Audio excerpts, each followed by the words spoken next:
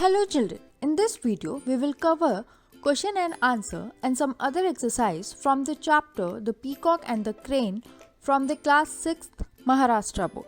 Children, मैंने आपके science notes के लिए एक अलग चैनल बनाया है जिसका नाम है एडिफिकेशन बाय निशांक। उस चैनल का लिंक डिस्क्रिप्शन बॉक्स में दिया है, तो उस चैनल से आप अपने साइंस के सारे नोट्स देख सकते हैं और चैनल को सब्सक्राइब शेयर ज़रूर करें। Question number 1. Read the following sentences carefully and choose the correct meaning. बच्चों, यहाँ पे हमें एक सेंटेंस दिया है और उसके लिए हमें 3 ऑप्शंस दिए हैं। उन 3 ऑप्शंस में से जो करेक्ट मीनिंग है वो हमें चूज करना है। तो सेंटेंस है The peacock had a gorgeous tail like no other bird, and options are no other bird had a tail. Second option, the peacock's tail was more beautiful than any other bird's. Third option, all birds had gorgeous tail. And the answer of this sentence is the peacock's tail was more beautiful than any other bird's. Point number B. Fine feathers don't make fine birds. And the options are you can't use feathers to make birds. Option 2. You can judge something by its outward beauty. Option number 3. Sometimes that looks beautiful may not really be useful. And the answer for this sentence is sometimes that looks beautiful may not be really be useful. Question number 2. Read the story aloud or present it in groups of 3. The narrator, the peacock and the crane.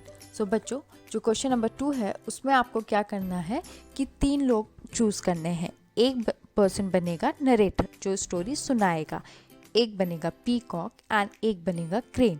तो आप तीनों लोगों को मिलके इस story को class में present करना है। Question number 3. Imagine you are the crane, what actions and words of the peacock would you not like, write about it in short.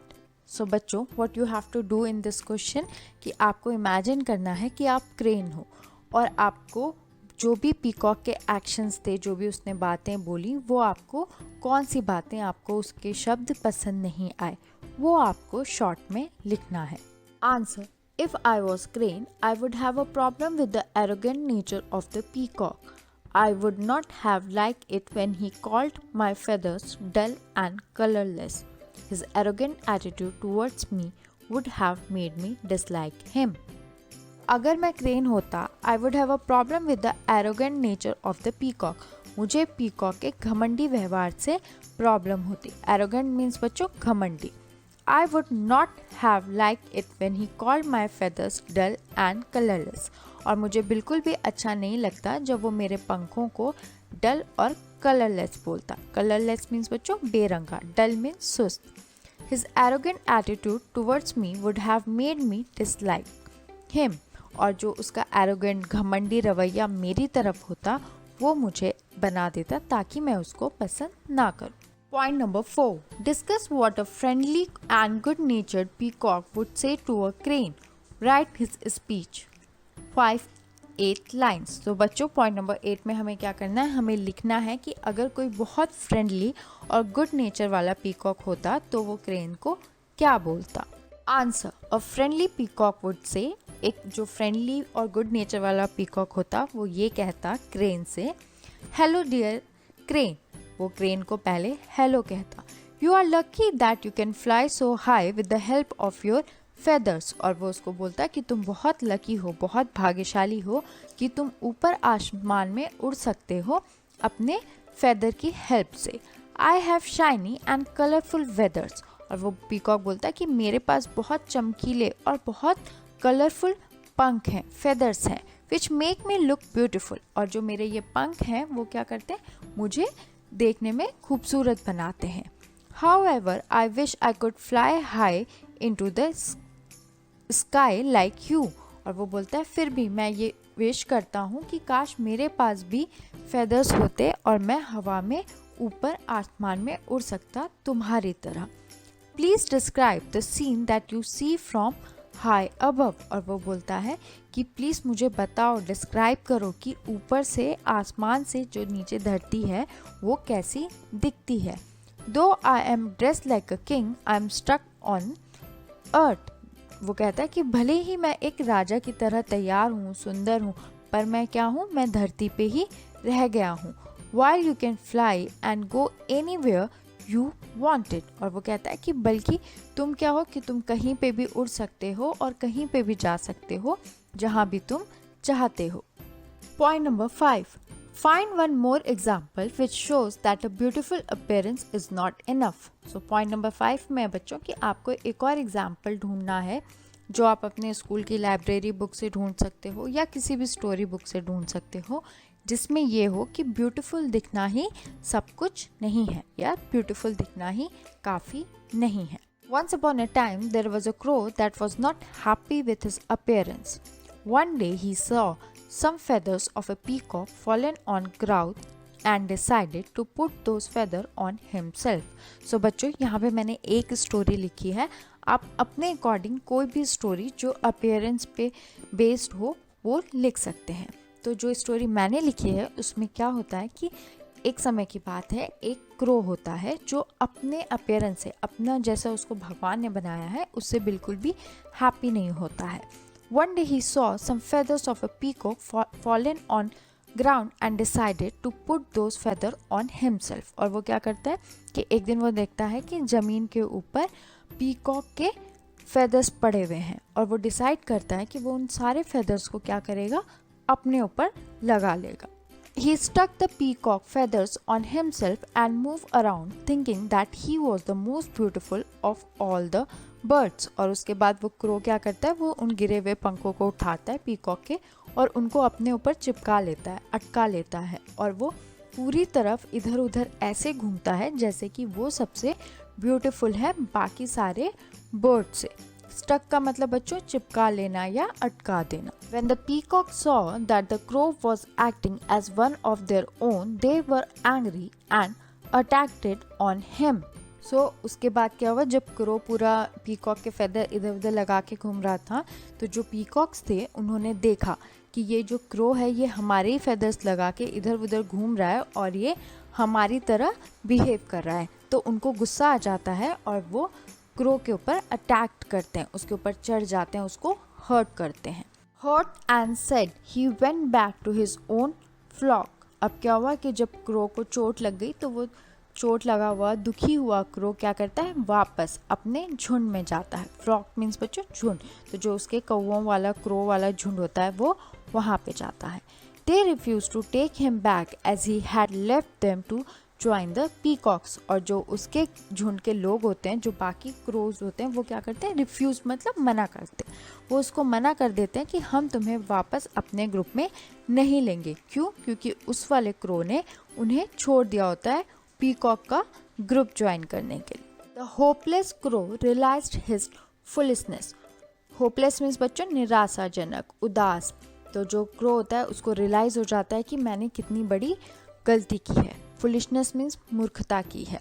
Beautiful appearance is not enough, सिर्फ खूबसूरत दिखना ही सब कुछ नहीं है। It is important to know our strength and to be happy with how we are. और life में सबसे ज़्यादा इम्पॉर्टेंट है कि हमें अपनी स्ट्रेंथ, अपनी ताकत के बारे में पता होना चाहिए और हम जैसे हैं हमें उसमें खुश रहना चाहिए। List 5 adjectives and 5 nouns from the story. Adjective. An adjective is a word that describes a noun and a pronoun. Answer. 5 adjectives from the story are conceited, colorful, dull, pale, fine. Noun.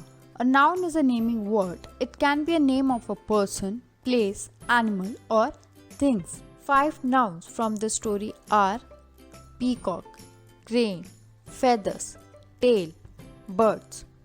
Question number 7. Find 5 adjectives that end with ful and less, less. Then write the antonyms of each.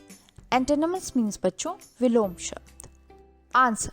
5 adjectives that end with ful and their antonyms are: adjective is beautiful, खूबसूरत, सुंदरता।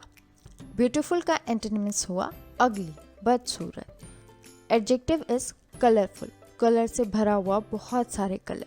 Antonyms is colourless, meaning Beranga, कोई भी रंग नहीं। Adjective is faithful, किसी की तरफ आपका विश्वास पात्र होना। एंटोनिमस इज अनफेथफुल होना, धोखेबाज होना, किसी का विश्वास पात्र नहीं होना। एडजेक्टिव इज चेयरफुल, हैप्पीनेस, खुश रहना।